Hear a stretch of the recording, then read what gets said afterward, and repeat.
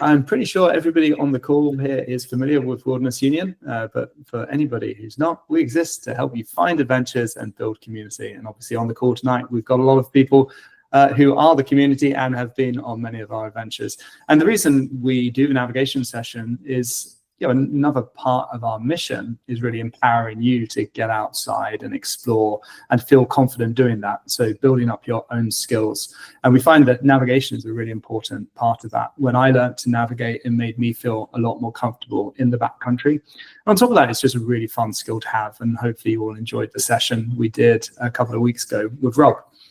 That said, navigation is rapidly changing, and as we spoke about briefly on the day, the government is no longer even producing the topo maps that they used to.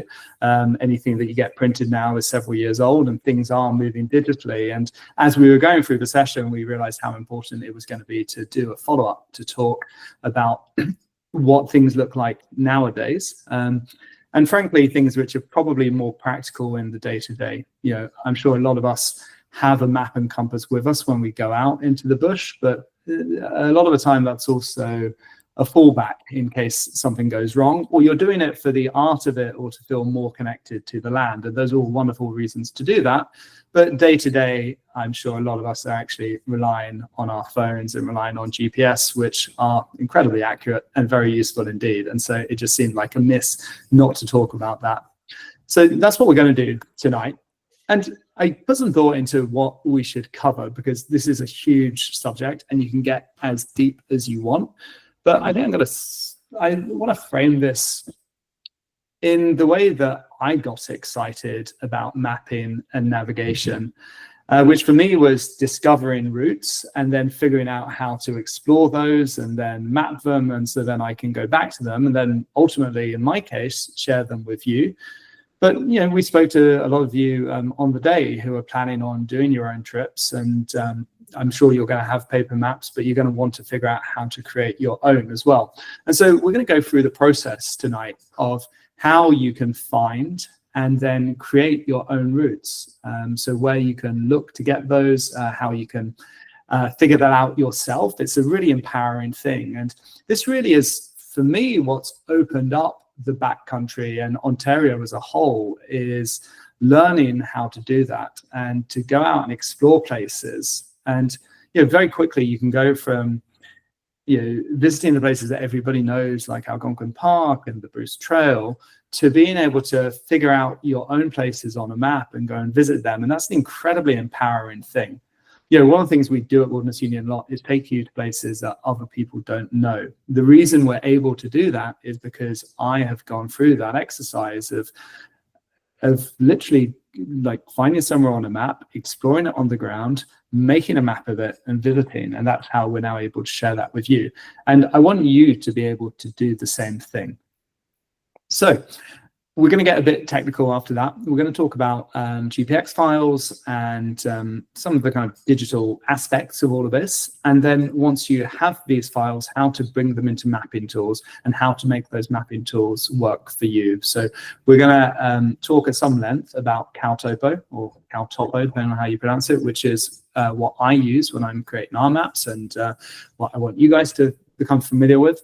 And once you are familiar with that, it means you can prepare your own maps. So much like on the navigation course that we organized for you a couple of weeks ago, where we printed out maps, I will show you how to do that for yourself. So you can end up with things like this, and we'll talk about some of the stuff that goes into that. And then to kind of finish things off, we're going to pass over to Andy from Avenza, who's going to talk to us about Avenza, which we use for navigating out in the field. And I think a lot of us have a pretty surface knowledge of that, and so that's going to be really important in better understanding how to use that when we actually go out on trips. And then, of course, we'll have plenty of time to ask questions at the end. Before I get started, does anybody have anything burning that they're hoping I would cover that I haven't mentioned already? Is there anything that you're particularly keen to get out of this session that maybe I haven't mentioned yet? No? Okay. Well, raise your hand in the chat if you do, or just interrupt me at any point and we'll get going. So as I mentioned, I want to start with talking about finding routes. for some of you, you'll already have a lot of places you're familiar with. So, there's the things on blog.to, there's the things your friends have told you about. You've just kind of heard from word of mouth, and then there are the places that you will have been with us. But there's a whole world of other places to explore, and I want to talk through some of the ways of finding your own adventures. And these are the things that I do when I think through Wilderness Union adventures. So to go through them kind of from, I was going to say from in order of difficulty, it's maybe not exactly in order of difficulty, but one that you're probably all familiar with already is AllTrails. Can I just get a show of hands on the chat by clicking the hand button if you are familiar with AllTrails?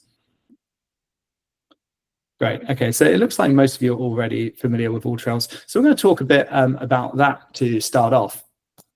And let's see if I can actually switch between my screens. Bear me 1 second. I'm sharing absolutely everything here. Okay, here we go. So AllTrails, you're probably all fairly familiar with how to use this. It's one of the simplest bits of technology that we're going to be talking about tonight. But for the sake of explaining this to you, I'm going to show you a little bit about how I will use it and create a map from it. So, for example, I know I'm going to Algonquin Park. Let's keep it really nice and simple. You'll get a list of the different trails in here, and then you can, of course, rate the, so you can rank these and filter these according to what you're looking for. I won't go too much into this, but what do you think makes a good trail? Like when you're planning, when you're looking for an adventure, what are the things that you're going to be looking for? So Johnson, you're the one man I can see on screen, so I'm going to pick on you. What are the kind of thoughts that come into your head when you're looking for a trail? I personally like variety. Okay. And what kind of variety are you looking for? I like water. I like different types of vegetation. I always get a kick out of marshland, but not too much because it's nasty to walk through. Yeah, right. Yeah, just I like actually elevation too. Change in elevation. Okay, so we'll talk about that in a little bit. There's options for all of those things in AllTrails. Does anyone else have anything they think about they want to share? I'm going to pick on somebody if someone doesn't raise their hand. Wildlife? Wildlife. Okay, great. How do you think about finding wildlife? I don't. I just know that I'd like to see it, and it'd be great if there's a filter for that. Okay, that's a cool idea. Anybody else? Okay, so there was maybe a chat message there that I didn't see. But for me, one of the first things oh, sorry, Jonathan, you had something. You raised your hand. Yeah, I guess like how well the trail is maintained. Yeah. Okay, cool. So actually, all of the things you mentioned here are good things to look for in AllTrails. So, when you click on a trail, you will get a lot of that information in there. So people leave recent reviews, and if you go through those, you get a pretty good sense of what's been happening recently. So, especially in Algonquin, people will often say where they have seen moose on trail. So you've got to do a bit of a look through it, but you can often find that kind of information. You also get a bit of, you can get elevation information in here as well. And if you go on the maps, obviously you've got your contours, so you can see that. There are better tools for some of these things. The thing I use a lot when I'm thinking about trips is, searching by the distance of what I want. So if I know I want to go out for an all-day hike, I want to go, let's say, 10 to 20 kilometers, I can start to filter according to that. Difficulty is pretty subjective, but I will also look for how busy a trail is. So one of the things that's really important to me is that trail traffic is pretty light. Now, we're looking at Algonquin here, so you're probably not going to get much of that, but it's another really helpful filter. Similarly, I basically only want to do loop trails. We'll find it a bit annoying when you go out and you have to come back. It's much more satisfying when you can do a loop. And so, that's another thing that you can filter for in here. What this gets interesting and relevant for tonight, though, is that you can, if you have a pro account, you can also export a GPX file. And we're going to talk about that in a little bit, but I'm just going to show you now how to do that. So Mizzy Lake Trail, this is one of the most popular trails in Algonquin. Are people familiar with Mizzy Lake?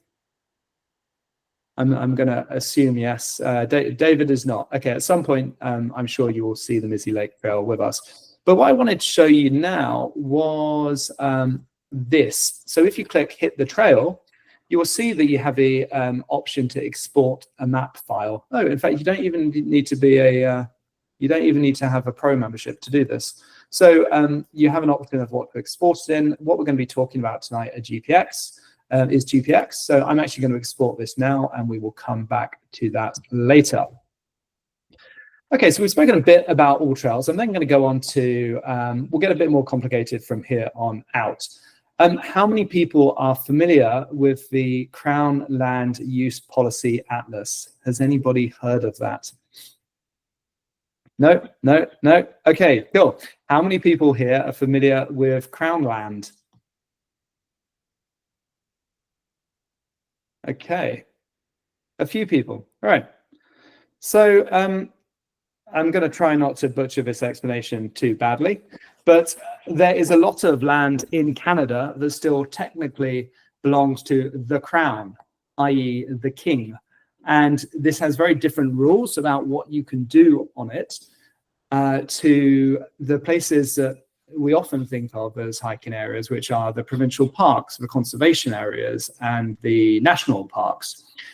The Crown Land Use Policy Atlas is about as hard to use as it is to pronounce, and it is a government provided tool to find Crown land in Ontario and to know what you can do on that land. I'm going to show you this now, and as I say, not the easiest thing to use, and the best thing I can suggest is that you really just spend some time exploring it and getting to understand the different layers that you have available to you, and most importantly, how to find information on it. So this thing, it's pretty slow, it's pretty unwieldy, but the first thing you're going to see when you're on the map are the different colors. And these colors refer to the kind of land that it is. So anything that is gray on here is going to be private land. The green things are provincial parks, potentially even national parks. You have reservation land, I think tends to be in, actually, you know what, before I get this wrong, I'm going to see what we have here. Reservation land is the purple, and then Crown land tends to be the yellow that you see on here. So if you're looking for somewhere interesting to go, you can start by identifying a piece of Crown land. So you're going to look for the color here, and then in doing so, you can really zoom in. And when you get down to the kind of finer details, so actually this is a good example of something to look at here, because we've got green here, which means we've got a provincial park or a conservation area of some sort. And of course, this is Kearney, so we're just to the west of Algonquin Park. But then just to the west of Algonquin, and sorry, I'm hoping I'm not giving you nausea by zooming in too much here, you can see that we've got this big patch of Crown land. And this is all broken up into sections, which you can see named. We've got some other federal land here. But what's important on the Crown Land Use Policy Atlas, which you can just call CLUPA, or the Crown Land Atlas, is getting the land use information. So if you look up here and you click Find Information, click this button, and then you get this circle tool. And then if you click on the map, you're going to start to be able to pull up information about the area and what you can do on it. So, for example, if we click on Algonquin, as I mentioned, this is the world's slowest tool. This is going to eventually pull up information telling us that it is a provincial park, and it may or may not give us information about what we can do on the land. Unfortunately, that's going really slowly. So we're going to instead now click on some Crown land, which I can see in Parry Sound. Let's see if this is going to bring it up for us. Okay, great, it has. So we can see that this is a general use area in the area of Parry Sound. And if you click on the report, you can pull up the detailed information about what you can do on this land. So this brings up all sorts of things that you certainly wouldn't be able to do on in a provincial park. But this, if it has Crown land disposition, it allows you to go hunting, Crown land recreation. This means that you can camp on that land for free. So if you go through the map and find areas like that, it gives you a sense of the kind of places that you can explore. I was talking about the different areas on here, though. If we click here, for example, this is private land. So sorry, I said it's grey, but it's more kind of purplish. And if we go up somewhere else, we can go on a reservation. Sorry, a reserve. Is this a reserve? Oh, no, this is a conservation reserve. And then you've got native reserves as well in other parts, and those will have completely different rules. Something else you'll notice about the Crown Land Atlas is anything yellow is basically further north. So, sorry, I've got everything selected here. So let me just get out of this tool so we can navigate a bit more easily. Basically, south of Gravenhurst, there's very little Crown land at all, which means that if you want to discover that place, you've got to go further out. And it's been a bit slow, so we're gonna move on from this now. But say you've identified somewhere that you're interested in visiting, the next thing you might do is then look it up on another service like Google Maps to see what you're likely to find there. So we had just found a bit of Crown land up by Kearney. Let's say we want to explore this area right here that looks kind of interesting. We can get the coordinates from it. Let's do that now. We're going to copy these. This is not the easiest way of doing it. But then next we'll go to Google Maps. And so if I type some coordinates in there, we're going to go. Let's do it like this.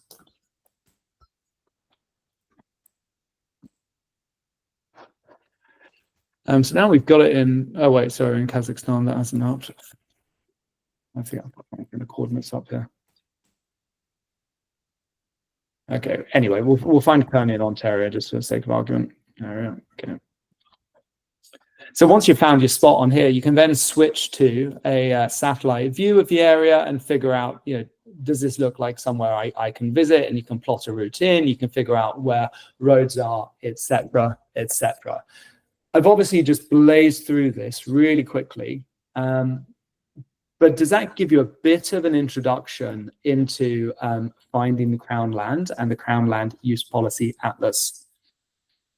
Yeah, okay, great. So what I recommend is you play with all of these tools afterwards. As I say, there's a recording of this, so you can go back and check stuff out and really start to discover it for yourself.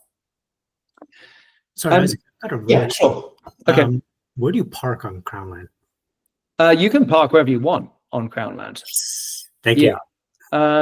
What you've got to be careful about is that very often there are going to be forestry roads going through those areas. And so, you need to make sure you're parked off of those roads. Also, any logging traffic has right-of-way. So those, the roads can be pretty sketchy. So you want to be very careful of it. But if it's marked Crown land, you can technically you can park on it. You just need to find somewhere that's safe and obviously is going to cause as little damage as possible. Now, a lot of the stuff that you're going to see a bit north of, kind of Gravenhurst upwards, as you guys will be familiar with, there's a lot of barrens up there, there's a lot of granite, and actually there's some good places to park up a car and then go and explore. But you really want to work it out from, okay, what's your route into that? What are the roads that you're on? Making sure that you're not on private roads as well. There's a whole separate thing to this, and maybe we can talk, maybe we can even do a later session about Crown land and finding that, if that's interesting to you. For the interest of time, I'm going to go on at this point, though, on something else, but ping me in the Discord afterwards if you want to learn more about Crown land. So the other idea I was going to give you for finding interesting places to go is on municipality websites.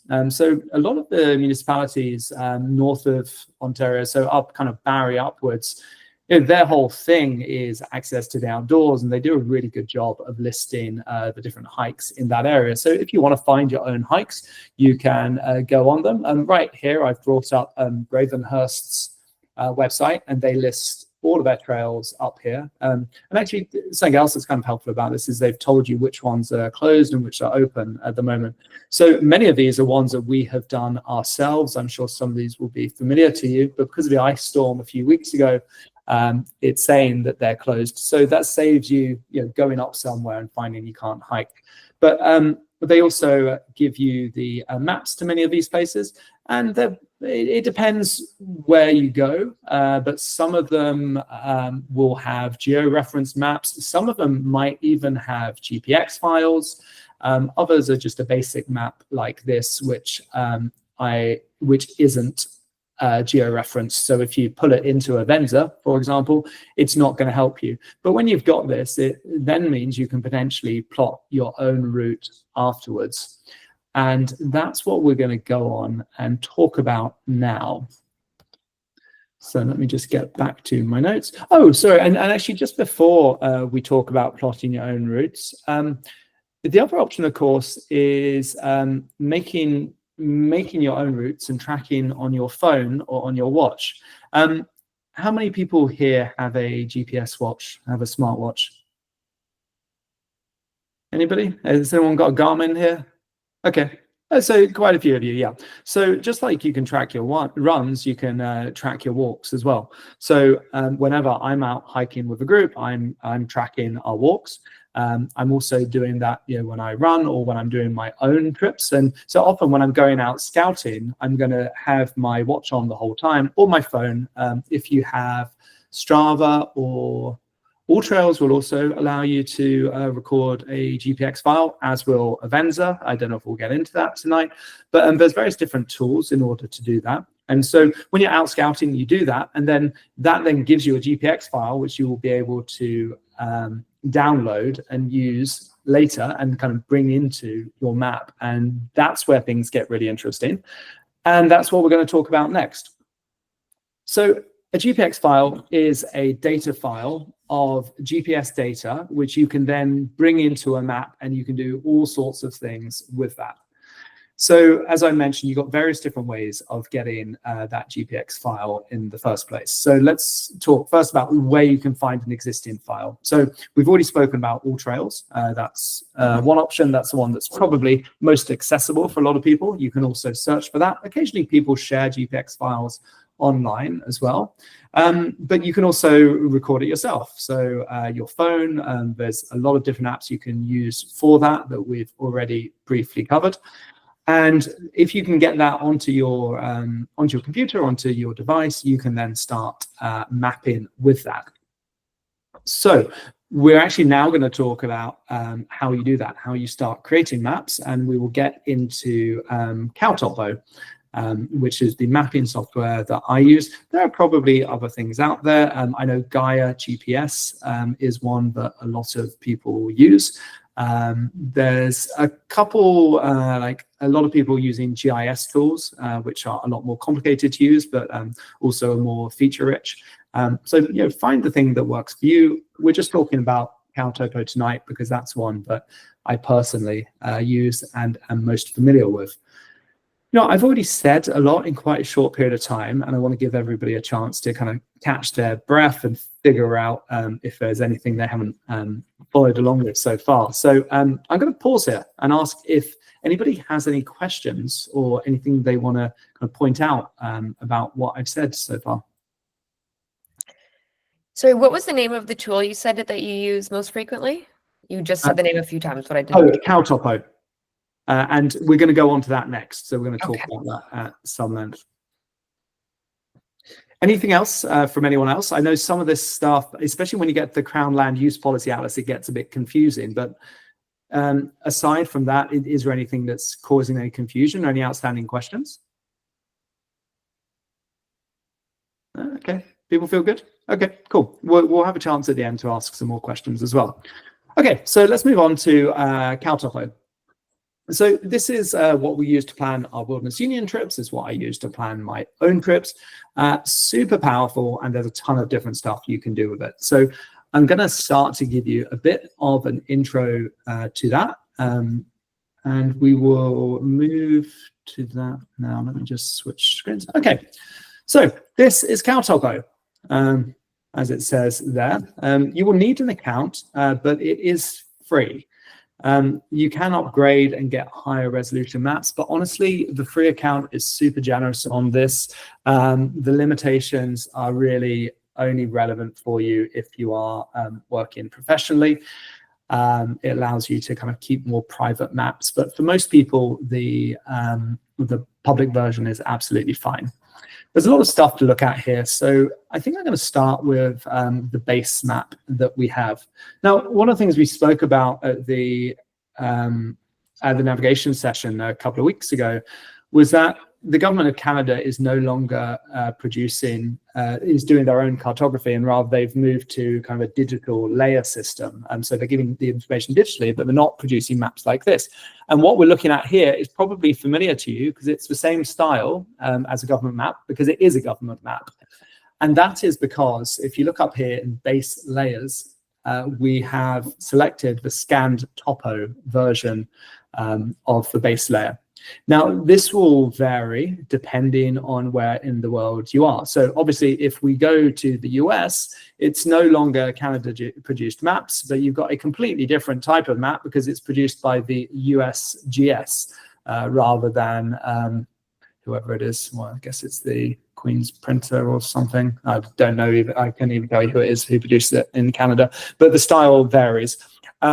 Also, what you're going to see is that the quality varies according to when the last map was produced. As you saw the other day at the navigation course, like some of these maps haven't been produced for 20 years. So some of them look pretty antiquated, and they become completely useless when you start looking at the city. Like you probably wouldn't even know that was Toronto. The good news is that you have a bunch of different layers that you can use here. And you can really experiment yourself and figure out what works for you. There's Map Builder Topo, which kind of works, was absolutely horrible there. The OpenStreetMap, which you might be familiar with, it's an open source map. That's good in the city itself. When we go outside of a city, I tend to use TF Outdoors. This has some pretty good information when you go to somewhere. Well, actually, let's go to a wilderness area. Let's go up to Algonquin. So we'll go back up there. Yeah. Okay, this is Highway 60, I think, and we're back in Algonquin. And as you zoom in, oh yeah, we've got the Highland Backpacking Trail here, which someone, oh yeah, I got it right. Okay, so you got some pretty good information on here. And what's beautiful actually is you can see both the trails, or in this case, portages, and you can see some campsites as well. Now, I wouldn't recommend relying on the campsite information, but there is a bunch of additional information in here.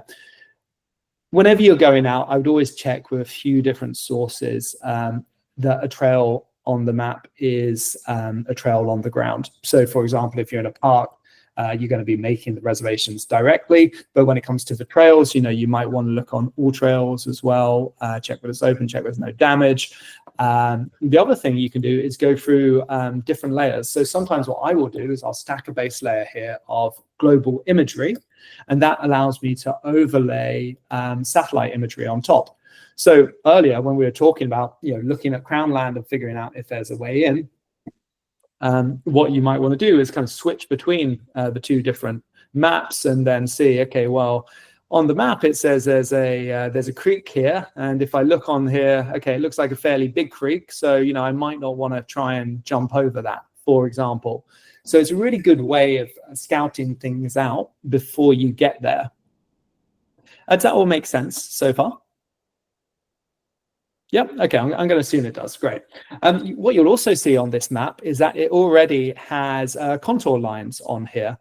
Now, I can't see what the distance, what the contour interval is on this particular one, but if we click contours here, with Caltopo, we can actually overlay contours on top of a map that might not have them. So, for example, if we go to OpenStreetMap, that doesn't have any contours on it. But let's say that you like the layout of this and this is what you're working with. You can then stick the contours on, and you can also adjust the contour interval. Now, we covered contours at some length during the course a couple of weeks ago. So I'm just going to assume here that everybody knows how contours work. But of course, the smaller the interval, the more granular the detail. And this becomes super important when you're mapping, because look, if we're at a 20-meter contour and we're hiking around here, well, you're not going to know that in between this spot here and this spot here, you're basically going to be walking over a cliff. When we turn on the contours, you can see that. So I'd really encourage you, especially if you're scoping things out, to turn those on and play around with it. Caltopo has a bunch of different options like this. Other things that might be relevant to you, here you can get some trails by clicking Map Builder Overlay. Depending on where you are, you can see fire history, pretty useful in some areas where you can see where a fire has last been through. I don't know if it has it for Canada information, but there are other mapping, there's other mapping software that does have that. Yeah, it doesn't seem like it's got recent stuff for Canada. What else have we got here? Yeah, you got weather stuff. In some places you have avalanche warnings. A lot of this is probably a bit too, probably outside of the scope of what we're talking to today. So to get back to it, let's talk about trails. So do you remember earlier we exported that trail map from All Trails? As we mentioned, we liked the we liked the scan topo for this place. So let's switch back to the scan topo, and we're now going to actually import the map. Import the GPX trail that we had earlier. So if you do you see there's these little pullouts on either side? On the right, you've got all of your layers and the different information you can put on. On the left, you have your information that you can put in. So we're going to import that GPX that I just created now. And where are we? The Mizzy Lake Trail. So we're going to click that. We're going to pull it in.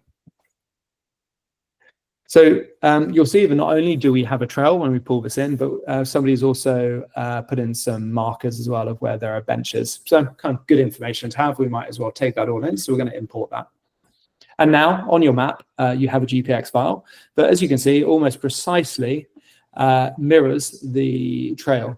What's interesting here is they've obviously gone around the trail here, so it might be that trail got braided over time. That topo could be 10, could be 20 years old. So let's see how it compares to the TF Outdoors one. Yeah, so you'll see actually over time, this trail has obviously changed, because when Canada mapped it officially, it was at a different place to what it is now, and this one now seems to be accurate. If you click on this GPX file, you now get some super interesting information, and some of this will be familiar to you from the adventure plans that we share with you. So I will always share with you the terrain stats before we go out, and because it's a GPX file, because it has all of the GPS data built in, it's going to give you a huge amount of information that you wouldn't get from a standard map. So you automatically have the elevation in here, and it maps and it will tell you where the benches are. So for example, we know after that first big climb, you've got a bench in a bit of the depression here. We can see what the elevation gain and loss is. So nothing crazy here, but obviously we've got a bit of a steep area here. There's nothing too extreme in terms of slope. We've got a little bit that's a bit crazy here, but generally we can see there's not too much of it. You can see what the aspect is, so which parts you're kind of looking out on, and also how much of it is in tree cover. So obviously, deep in Algonquin, as you might expect, you've got very high degree of tree cover, and you're almost exclusively going to be in forest. Where there's water and wetland is probably because you're going to be walking alongside lakes, or potentially going over beaver dams, or walking through marshes. On top of that, you've also got travel time, which I'm not quite sure here how it's estimating it for you. So I would use this with some caution. At Wilderness Union, we assume people are going to hike about 2.5 kilometers an hour, most places in Ontario. Something else that's kind of cool you can do is if you right click, it brings up a bunch of other information. So we can click on point info, and not only can you see the slope and elevation at a particular point, but you also have your magnetic declination. So you will remember from a course last week that you have to take magnetic declination into account when you are navigating. If you're doing it by map and compass, it's really helpful to know that it's 11 degrees west, so you're going to have to add 11 degrees to your compass readings. You've also got some sun and moon info here, which honestly I haven't looked at too closely myself, but yeah, look into it. Like, there's some cool, helpful stuff here. You can also put out precise coordinates, and if you put out a precise coordinate, you can copy it here. You can then paste that straight into Google Maps, and then you've got the exact location that you're looking at if you want to look at it in a different view, or, for example, try and navigate to them. And it's a very long way. Are there any questions about this aspect of things? I wanted to clarify the GPX file has the most recent accurate information. Well, so the GPX file is only as accurate as the last person who recorded it, or as the person who recorded it. So you need to see how old a GPX file is, and you don't necessarily. That's a good point. Do you have that information? I'm not sure you do have that information recorded. Let's see. That's actually a really interesting question. How would we figure that out? Let's see.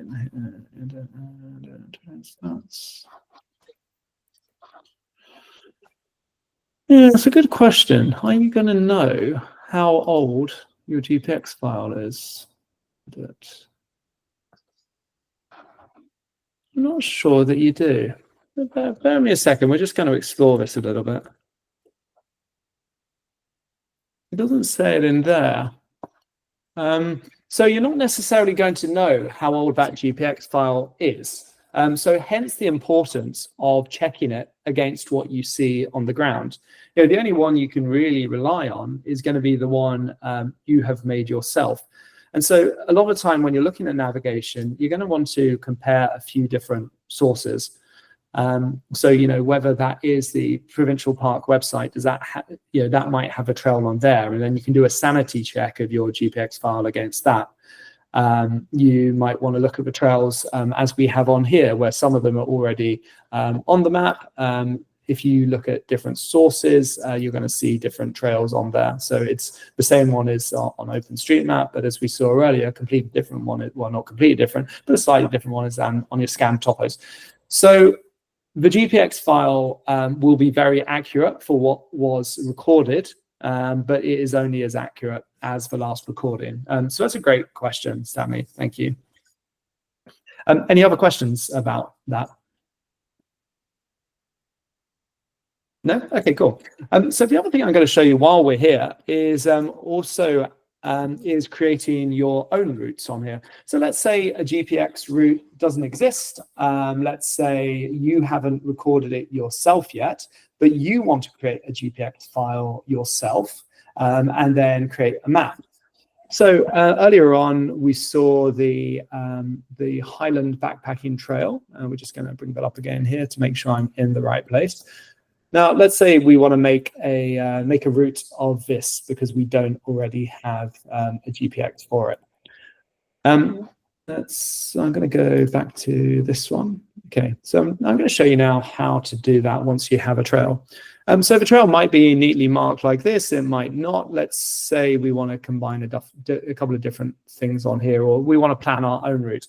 How we're going to do this is, well, actually, before you do that, let's say we want to kind of figure out a bit of a route first. Like this is the, this is a very well-known trail. But let's say for the sake of argument that we would be interested in checking out this area here and turning it into a loop.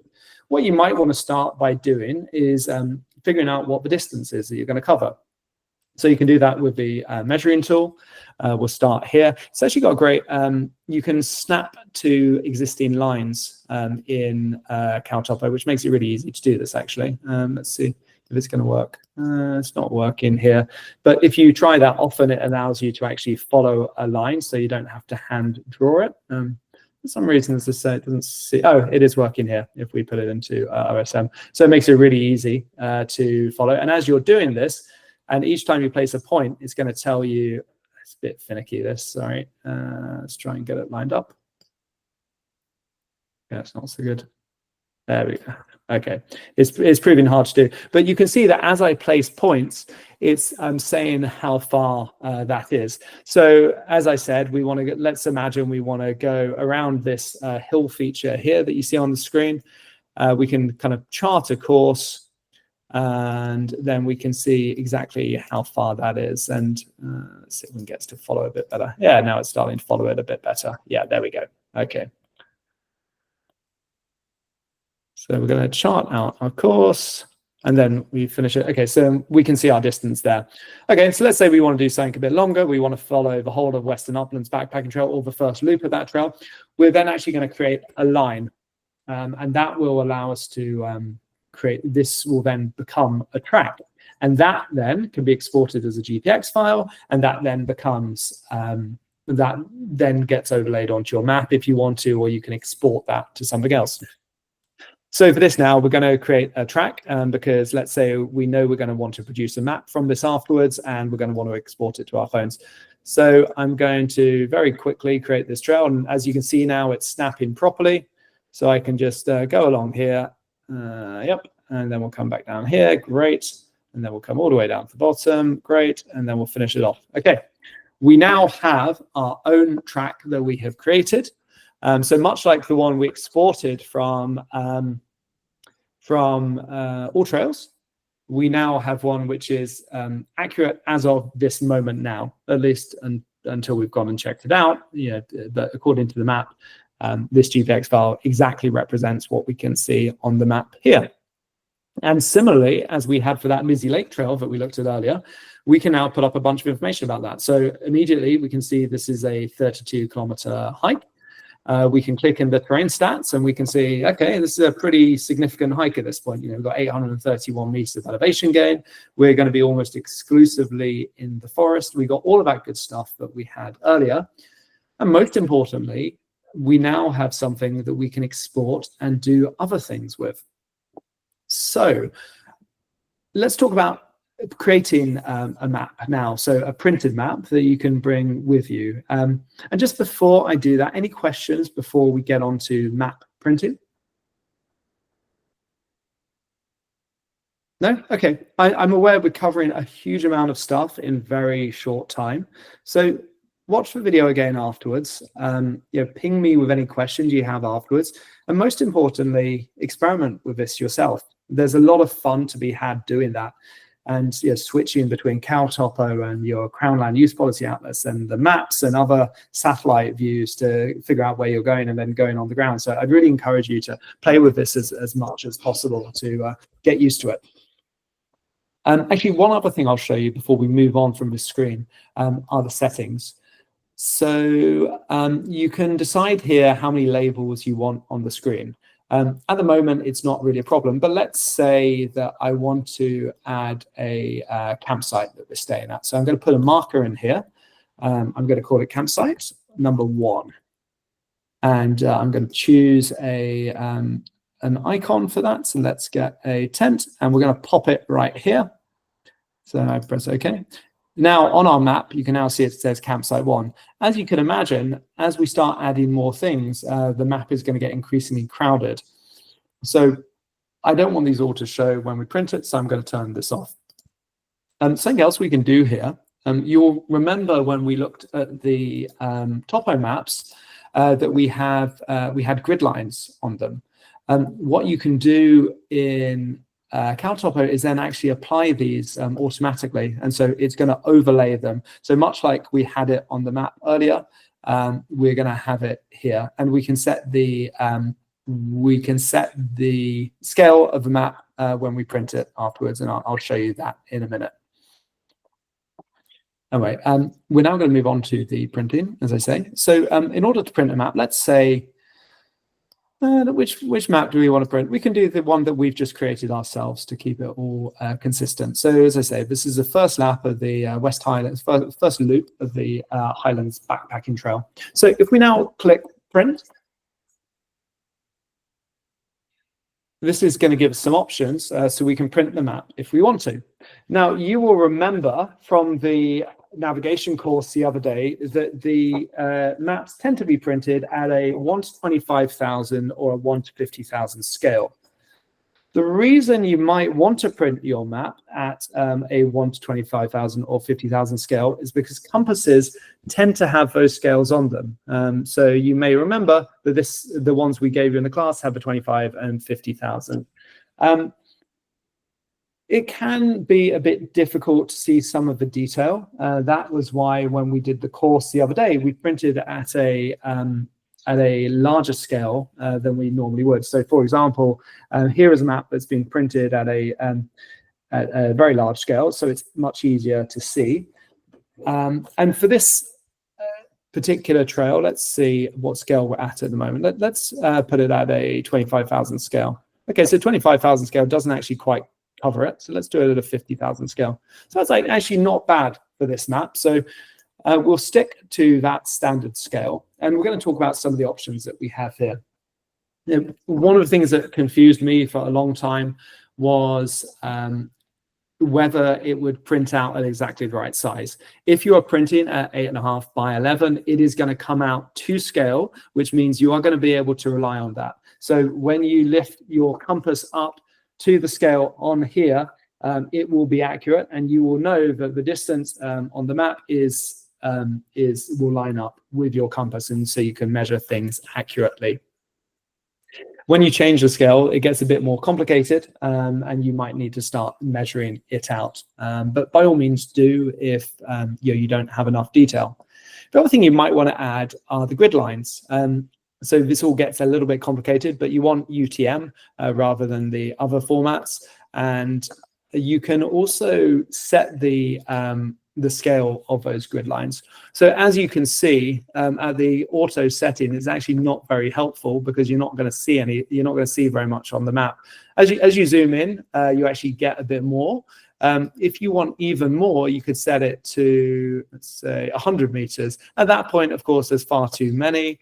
I've got to 500 meters. It's a bit better. But at the moment, it's set to 1 kilometer. So that actually gives you a pretty good, for the sake of argument, we're going to keep it. We're going to print it out with kilometer grid lines. Is everyone on track still so far? Is this still making sense? Are you able to tie this to what we saw? Yeah, great. I love seeing all of these hands coming up. Fantastic. Wonderful. Okay. So Rob obviously did a good job of teaching you the other day. So this should all look really familiar to the printed maps that we had the other day, but now you're seeing how to create them yourself. And this is where it gets really powerful. Other thing you might want to look at, icon size. You can fiddle around with this stuff. You probably don't want to touch it. Yeah, we're going to do in degrees. I don't want to confuse things any further. You can technically print a list of coordinates as well. So you will remember how we created a route card. You can actually automatically create a route card with your coordinates in here. It will show you with magnetic declination and regular degrees, and then you can find your way from one place to the other. But I don't want to get too much detail. So instead, what we're going to do now is move to actually generating that PDF. So all you do at this point is, one other thing is you can still at this point as well change the map that you want. So you can, of course, print on top of a satellite view. That's not really going to be very helpful for you. But you might look at this and say, well, actually, wrong one. You might say, this map actually looks a bit better, so I want to print like that. But today we're just going to print on the regular scan topo because I think that's what everybody is most familiar with. So I'm going to click Generate PDF. Give it a second. It's a little slow. But then that is going to produce a geo-referenced PDF file. So here we go. We now have a file. You can see that the grid lines aren't exactly north because, as you'll remember, you've got true north, you've got grid north, and you've got magnetic north. What will help here is that you can see your magnetic declination is it's 10.9 degrees west. So you are going to know that you have to adjust by that much, and that is basically the same as it was in Toronto the other day.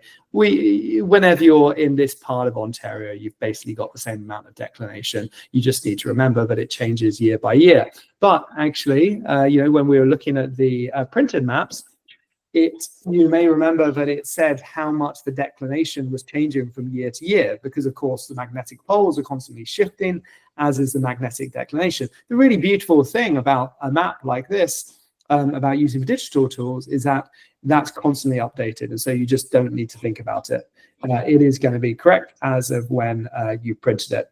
And just like in the session the other day, we've got our grid lines, and so you would be able to create grid references from this. Obviously, you can do it automatically, but you can do that manually as well, and that is, of course, what we did in the class the other day. And then these will line up perfectly as well with your compass, and so you can neatly measure, and you know that that distance is going to be 1 kilometer. Something else that's kind of cool about the Caltopo maps is you can scan that QR code with your phone. And in fact, if you guys do that right now, if you've got a phone with you, it's going to bring up URL, and it's going to take you to a digital version of this map, so you can download it. And a lot of you will have Avenza Maps on your phone. And so my phone, for example, the first thing it said was continue in Avenza Maps. Just before we get onto the Avenza portion of things, I will also just talk to you about exporting the GPX, because that's the other thing you can do with this, of course. If we click on, in fact, we don't even need to click on this. We're going to export. We're going to decide what we want to export here. You need to be a bit careful here. So you'll see the format here, GeoJSON. That's not what we want. We want to export to GPX because, as it says, handheld GPS. And when it says handheld GPS, it really does mean that you can put that onto your InReach. I don't know if anyone has one of these. You can put it onto your phone. You can put it onto your watch. If you've got a bike computer, I might have, oh yeah, got a bike computer as well. If you've got your bike computer, you can put it onto there as well. So any device that reads GPXs, you will be able to read that from. So super versatile bit of data, this. We're going to export the line as a track. We only want the Western Highlands Trail, so we're going to put that on. We don't want the benches, but we do want the campsite, and so we're going to export that now. I'm going to call that Highland Backpacking Trail. And this now is ready to import into any software that you want. That concludes the Caltopo part of this. And we're now going to move on to what you can do with that in Avenza. But just before we go on, does anybody have any questions about Caltopo portions specifically, or about the GPX files?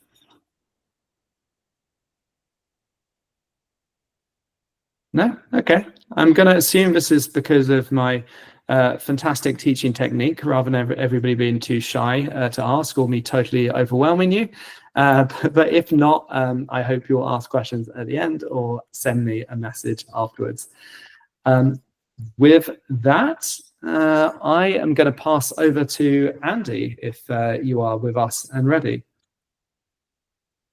And Andy, for anyone who missed, if you wouldn't mind reintroducing yourself again, that would be fab, and I will stop sharing my screen. Yeah, absolutely. Thanks again, Isaac, for having me. My name is Andy, and I'm going to just be going over the Avenza portion and just showing you, just doing like a high-level overview of the app and some of its features. To show that, I'm just gonna, I think the best way to show it is just, oops, sorry, let me just, I think the best way to show it is through my device here. So I'm just gonna join on my device. I'm gonna share my screen.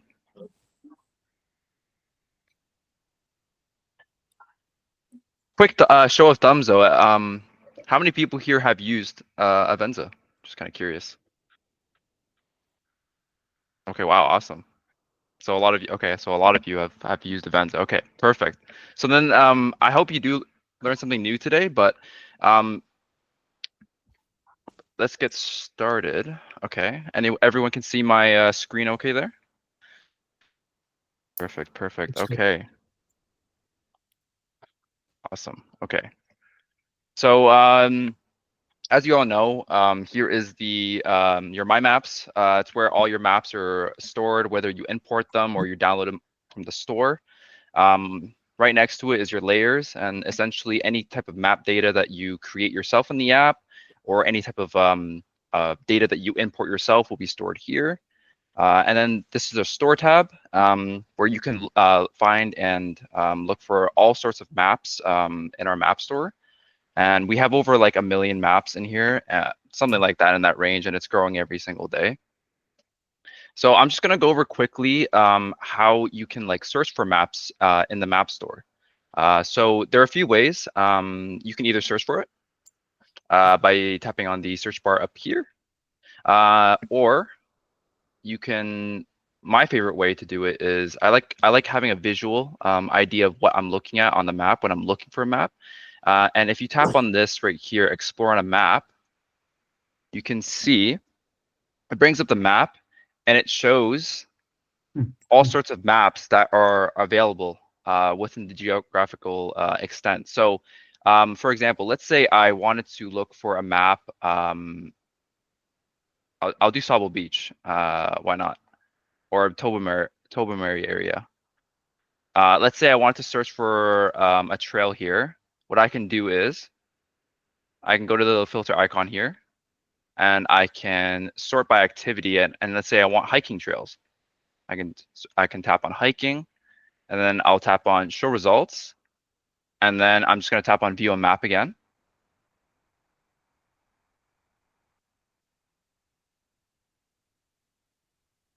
And then if I tap on search this area, it should show up like all the relevant maps that I filtered. So let's see right here. Looks like there's a little map over here called the Little Cove, and it's a trail map. And essentially, some of these maps are for free, and some of them you do have to pay for. So let's look at this one. So this one's free. It's a Bruce Peninsula National Park. And if I just tap on the free there, it will download the map, and it will go into my Maps tab. So that's just a quick overview of how you can search for maps in the Map Store. Another way you can also get maps is by importing your own custom maps. Now, do keep in mind, and I think Isaac did mention this earlier, if it's not geo-referenced and you try to import the map, then you won't be able to use some of the offline features that Avenza offers, such as using the app while offline. And you won't be able to do do any sorts of like data collection, like placing your place marks or recording a GPS track. So you want to make sure that that map is geo-referenced.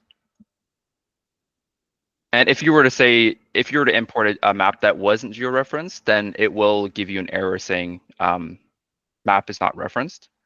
So I'm just going to quickly go over here how you can import your own maps. So to do that, we're going to be in the My Maps tab here. And I'm just going to tap on the plus icon here on the top right. And then I'm going to tap on Import Maps. And there are various ways you can import a custom map. You can either scan it with a QR code.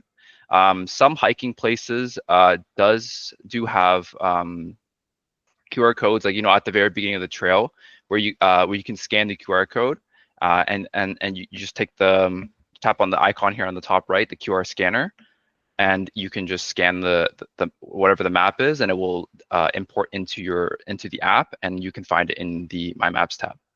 The more general way you would import your map is through your storage location. So in this case, I'll show it using that method by importing it from my storage location. And I'm just going to import, let's say I import the Olympic National Forest map. I just tap on it, very simple, and I tap open.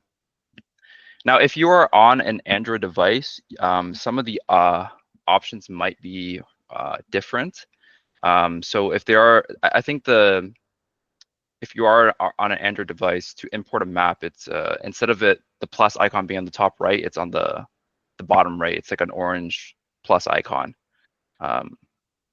So yeah, so now you can see my map has imported, and it is a duplicate because I already have it in here. But if you open that up, you can see there's my custom map that I just imported. And yeah, that's how you get maps from the map store, and that's how you would import maps into the app. The next thing I want to quickly go over is just to be in theme with the presentation is how to record your own GPX tracks, or how to record your own tracks. In Avenza, quite simple. Let's go into a map here. From the toolbar at the bottom, I'm just gonna drag it upwards, and that's gonna bring up my compass. To start tracking, I'm gonna tap on the tracking tab, and then just hit the button, and it will start tracking from your location. Now I obviously can't show you the live tracking because I'm sitting here with you guys. So, but essentially what happens is when you're on a map, you'll be represented by a blue dot, as you can see here. Right now I am tracking, so if I were to walk in any direction, let's say I were to walk down the street, a line will be drawn like behind you, kind of like showing, just recording the track as you're walking along. And anytime I want to stop, I just press the stop here, and it will record my track. Obviously, there's no track here because I didn't walk any. I'm just sitting here. Now, let's say I did record or a track, and or let's say we got a track from Caltopo or something like that, and I wanted to bring it into the app. How would you go about doing that? So to import a GPX track, what I can do is I created a track just before this presentation to kind of demonstrate. So to import that layer, essentially I'm just going to go to the map layers. Oh, and if you didn't see how I did that, it's just the on the bottom right here, it's just looks like 3 papers that are stacked on top of each other. So I just tap on that. That'll bring me to my map layers. And then I'm just going to tap on the plus icon, and let's import layers. Again, there are some various methods as well that you can use to import your layers. You can scan it with a QR code as well. For this case, I'm just going to import it from my storage. So I believe, where is it here? There it is. So it's my Woodspring runs. It's a GPX file. I'm just going to tap on that and hit open. Now I'm going to close that here, and you can see my GPX file has imported, as you can see here. That is a run I did just after work, and I was able to record this track, and I was able to export it and now re-import it back into the app. Does anyone have any questions about that?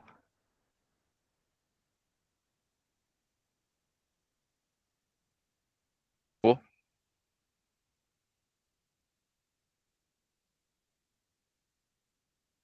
The final part, just to wrap this up here. I know there's a lot of information right now, but there's also another cool thing you can do where you can access the OSM base map as well from the app. And to do that, it's just in the My Maps tab here, and I'm just going to tap on Open Base Map. And this will give you the basically a base map of the entire world.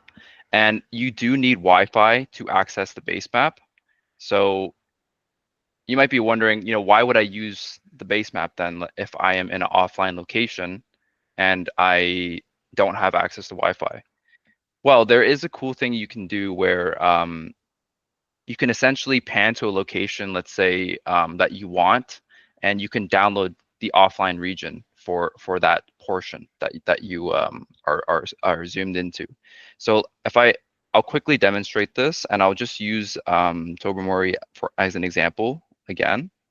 So let's say I want this portion here, or this portion, and I wanted to get the offline portion of this map. Essentially what I can do is I can tap on the draw measure tool on the bottom left-hand corner here.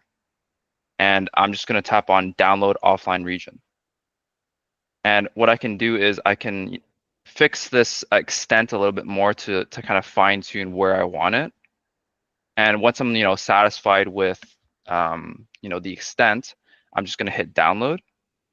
And it's going to ask for you to name the map. So I'll just name it. I don't know if I spelled that right, but I hit save, and then it'll download. And you can see it's now downloading, and it'll be located in my Maps tab. The size of the map does depend on how big the extent is that you're downloading. So if it's a smaller space, obviously it's gonna be quicker to download. But if it's covering a large area, then it will take longer and use up more space on your device.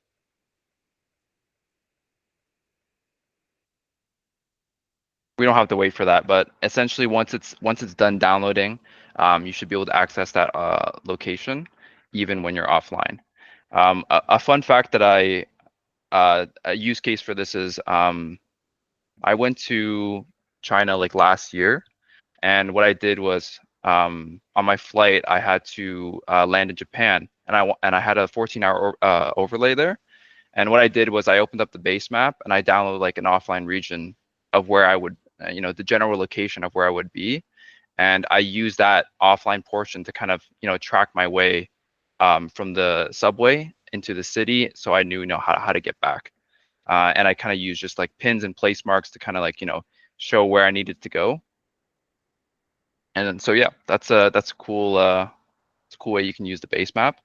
Another thing too is you can also just import your own data as well in here. It's the same process, just tapping on the map layers here, and I'm just going to press on the plus icon and import my layers. I'm going to do from storage location, and I'll do the same thing again. And if I scroll down here and I tap on the layer, and I tap on the run, it should just bring me right to that location. And as you can see, it imports that GPX file in. So yeah, does anyone have any questions about Avenza Maps or anything that wasn't clear you wanted me to go over again? Sorry, I don't know if it's related to Avenza Maps, but as you record the GPX file, is that basically like all the information we get, is that only for the path that we walked down, like we were on? So I guess what I'm trying to say is when we saw the different points, we saw like all the elevation and stuff, all that kind of information, is that all available because we walked that way, or is it just existing stuff? But sorry, does that make sense? Does the question make sense? Sorry, Stanley, I'm just having a bit of trouble understanding your. I think the mic is coming across. Yeah, the audio is not great. Maybe if you type your question, Stanley, and then if anyone else has questions while Stanley's typing it out. I actually had a question. What's the base map made from, Andy? Oh yeah, we just get the data from OpenStreetMaps. Okay. Essentially, just yeah. So why would someone download the GPX to the base map rather than using a geo-referenced map? How do you decide like which of those options to go for? Yeah, that's a great question. So in the case, I'll just go back to the case where I used it in Japan. I wasn't able to find a geo-referenced map in the area that I was in. So a good reason to use the base map and get an offline portion is if you can't get a geo-reference map imported or you can't find it and you can't import it into the app. Or let's say you do find a map that you want, but it's not geo-referenced. A great way or a great workaround is just to have the base map there, just so you have that offline region there, just so you have a general idea of where you are. Yeah, so that's why I would use. It's a great alternative if you don't have georeference map, or you can't find the map that you're looking for. Super cool, thanks. And we've got a question from Stanley now, which I'll read out for everyone. Is the information from the GPX file only available because we walked on that route? Is it specifically to track the path that we took? I guess what I'm trying to say is if I walk the wrong way and want to fix my path, can I do that? Okay. Okay, that's a great question as well. So when you record a track in Avenza, and let's say you finish that track or you're already tracking, you wouldn't need to stop the track and re-record it again. You can't like edit the track once it's done, or if you're already en route and you're recording, you would have to stop the track again and re-record it. That said, using Caltopo, you can edit the track afterwards. And if folks are interested and we have some more time, perhaps we can talk a little bit about how to edit existing tracks afterwards. Oh, that's cool. I'm learning something new too. I didn't know. So essentially, then if you recorded a track in Avenza and you export it as a GPX, you can bring it into Caltopo and edit it. Yeah, exactly. And actually, when it comes to planning routes, that's often what I will do because, I will be like I'll be like walking off into the bush, getting lost, exploring things, and I don't want to save that as the GPX. So I will take it back into Caltopo. I'll clean it up to take out all of the rambling around I've done, or like disappearing into the bush for a pee, and then connect everything back together and then get a nice neat route afterwards. Yeah, that's really helpful to know, because we have had users who have come in saying like, oh, I made a track and I want to make edits to it. Can I do that in Avenza?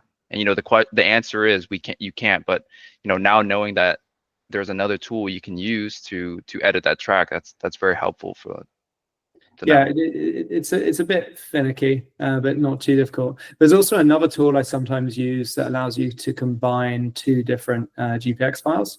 So some of you who use watches might have saved a track and then accidentally saved it prematurely, and then you've got another one and you want to combine it afterwards, and you can't easily do that in Strava. I don't think you can do that in Avenza or straight out the box in most things, but and you can't do it in Caltopo either, or at least not easily.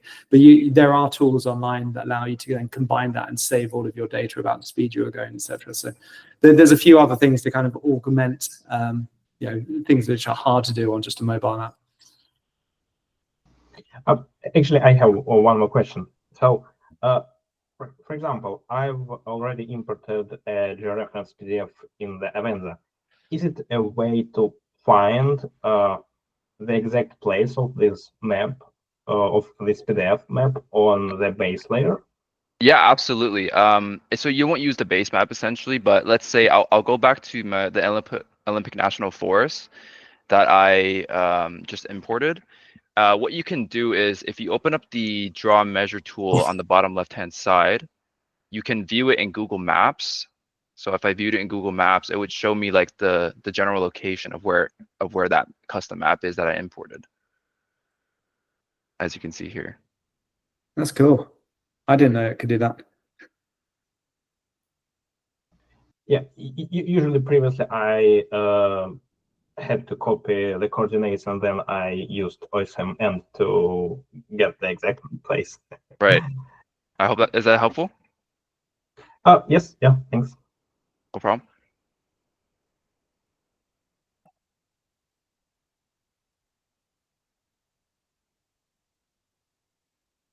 Any other questions for anyone else for Andy?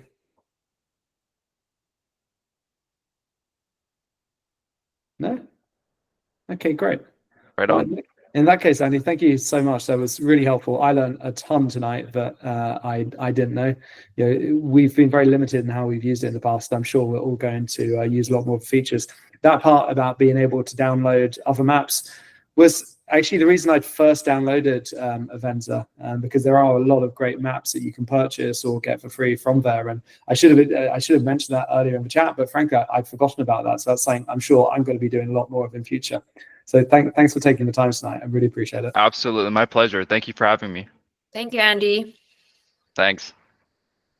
Cheers. So for everyone else, do you have any, is there anything else that you wanted to recap or learn a little bit more about? We've got a bit more time. I know it's also very sunny outside, and you've all been absolute heroes joining for this call. So if you want to leave it here and there's no other questions, we can do that. But also happy to spend a few more minutes going into anything else that you want to hear about. I have a question.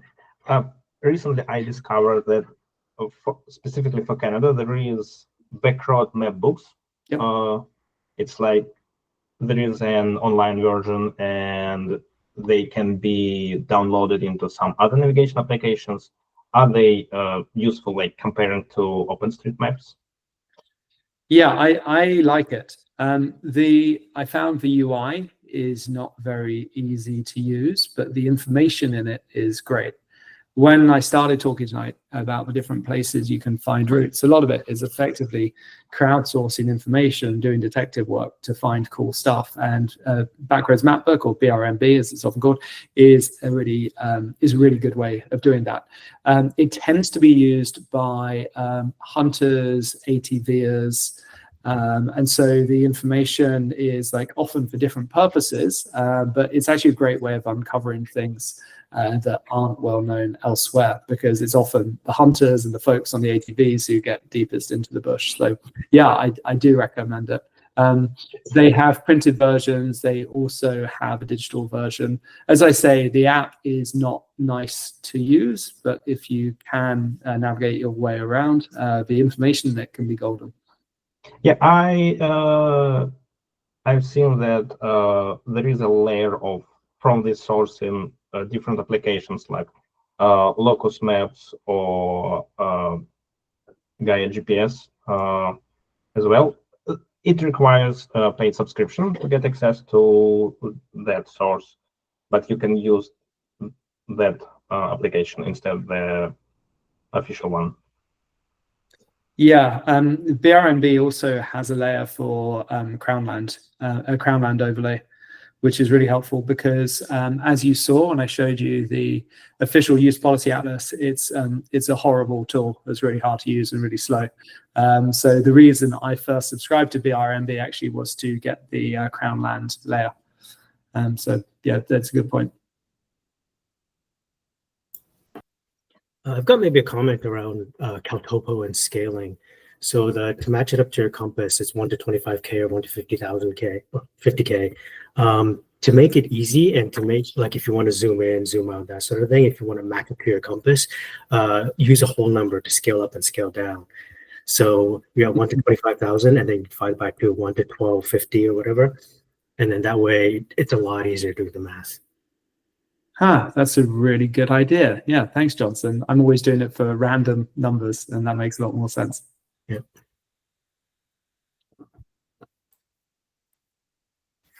Anything else from anyone else? Anything you want me to go over that I mentioned that you want a bit more detail on? No? Okay, great. Well, thank you so much for joining. As I say, really nice night, and I'm glad that you had enough interest from the first navigation course to want to learn more about this.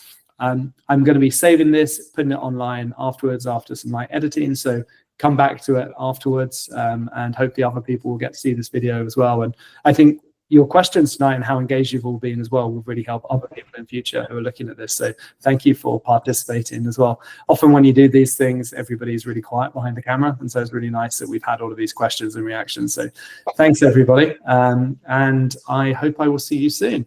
Other things we've got coming up, it was actually the first night of our Learn to Run club tonight. I'm sure we're missing a few people because they're at High Park there. We just announced a climbing social next week at Base Camp. We've got a full trip this weekend. On Sunday, we've actually got some of you doing trail maintenance up in Queen Elizabeth Wildlands Park, cleaning up the wilderness section. So thank you very much, everybody who has volunteered for that. We got a couple of spaces left for the Algonquin trip the week after, and I've just published a new hike in Muskoka. There's lots of spots available for really beautiful hike.